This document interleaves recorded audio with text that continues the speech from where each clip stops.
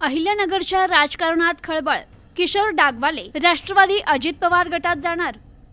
भाजपला धक्का. किशोर डागवाले यांच्या निर्णयाकडे सर्वांचे लक्ष.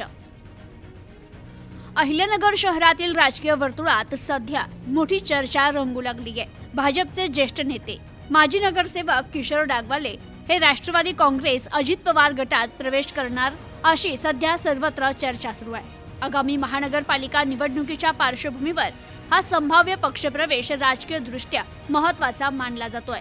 येत्या 1-2 दिवसात किशोर डागवाले हे राष्ट्रवादी काँग्रेस अजित पवार गटात अधिकृतरित्या प्रवेश करणार असल्याची शक्यता आहे. तर या घडामोडीमुळे मात्र अहिल्यानगर शहरातील स्थानिक राजकारणात नव्या समीकरणांची जुळवाजुळव होण्याची शक्यता व्यक्त होतीये. किशोर डागवाले हे दीर्घकाळ भाजपमध्ये सक्रिय राहिले असून त्यांनी नगरसेवक म्हणून अनेक वेळा जबाबदारी सांभाळली आहे. तसेच त्यांनी महाराष्ट्र नवनिर्माण सेना आणि शिवसेना या राजकीय पक्षांमध्ये देखील काही काळ काम केलं असून विविध पक्षातील राजकीय अनुभव त्यांच्याकडे आहे.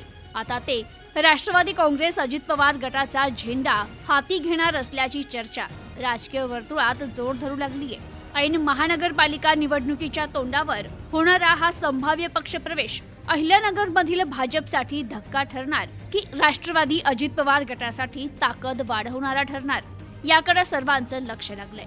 मात्र याबाबत संबंधित नेत्याकडून अद्याप कोणतीही अधिकृत प्रतिक्रिया समोर आली नाहीये. येत्या काही दिवसात या पक्षप्रवेशाच्या चर्चेला अधिकृत स्वरूप मिळते का हे पाहणं महत्त्वाचं ठरणार आहे. Bureau report, news today 24, Ahilyanagar.